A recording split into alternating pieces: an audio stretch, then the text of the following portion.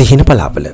ඉතින් අදත් මා ඔබට ගෙනෙන්නට බලාපොරොත්තු වෙන්නේ බොහෝ දිනෙක දැකලා තියෙන ඊ타ත්ම අමිහිරි අත්දැකීමක් ලැබෙන සිහින පලාපලයක් පිළිබඳව. සැප ජීවිතේ නම් මේ පිළිබඳව අපි දකින්න හිතන්න දැක්කත් පිළිකුලක් ඇති වෙන දෙයක් තමයි අසුචි කියන්නේ. ඉතින් මෙන්න මේ අසුචි දැක්කහම ඔබට හීනෙන් දැක්කහම මොකක්ද වෙන්නේ කියන කරුණ තමයි අද මම සිහින පලාපල තුලින් ඔබට පැහැදිලි කරන්නේ.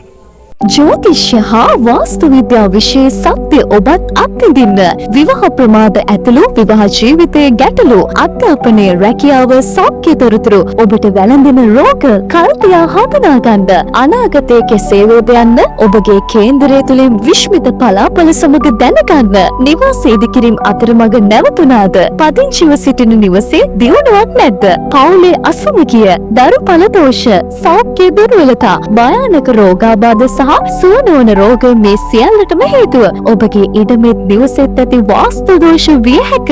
ව්‍යාපාරයේ බිඳ වැටුණද ව්‍යාපාර වාස්තු දෝෂ හරියට දැනගන්න වාස්තු දෝෂ හඳුනා ගන්න වාස්තු දෝෂ සරලව ඉවත් කරගන්න වාස්තු විද්‍යානුකූල නිවාස සැලසුම් ඔබගේ කේන්දරයේ සහ නිවසේ ව්‍යාපාරයේ සුබ අසුබතා හඳුනාගෙන අනාගතේ ජය ගන්න නිවැරදි සහ ප්‍රබලම වත් පිළිවෙත් දැන් නවතන්න 0777යි 184යි 790 WhatsApp මාර්ගයෙන් ඔන්ලයින් ක්‍රමයටද දැනගැනීමේ හැකියාව ජ්‍යොතිෂ හා වාස්තු විද්‍යා උපදේශක ජ්‍යොතිෂ හා වාස්තු විද්‍යා ලේඛක සංජීව කුමාර රංගල්ල.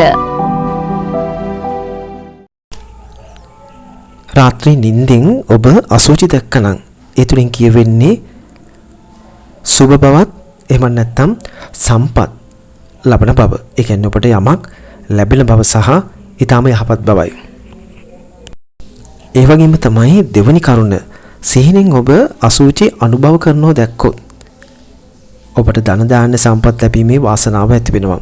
ඒ කියන්නේ බොහෝ සැප සම්පත් ඒ ආසන්න වකවානු තුල ඔබට ලැබෙන බව තමයි සිහින පලාපල තුලින් කියවෙන්නේ. යම් හේකින් ඔබ රාත්‍රී නිින්දෙදී අසුචි තැවරලා තියෙනවා සිහිනෙන් දැක්කනම් ඔබගේ ඇඟ තුල ඒ තුලින් කියවෙන්නේ ශරීරයේ තැවරීම ඒ කියන්නේ අසුචි තැවරීම තුල හදිසි ධනලාභ වලට හේතු වන බවයි. ඉතින් හැමදාම කියනවා වගේ ඔබත් බලන්න. ඔබත් මේ සිහින දැකලා තියෙනවද කියලා පහලින් කමෙන්ට් කරන්න. ඒවයි සත්‍ය අසත්‍යතාවය පිළිබඳව ඔබගේ අදහසුත් දක්වන්න. ඒ තුලින් අපි හැමෝටම තවත් අලුත් දෙයක් එකතු කරන්නට හැකි වෙනවා. තවත් සිහින පලාපලයක් තුලින් අපි හමු වෙමු.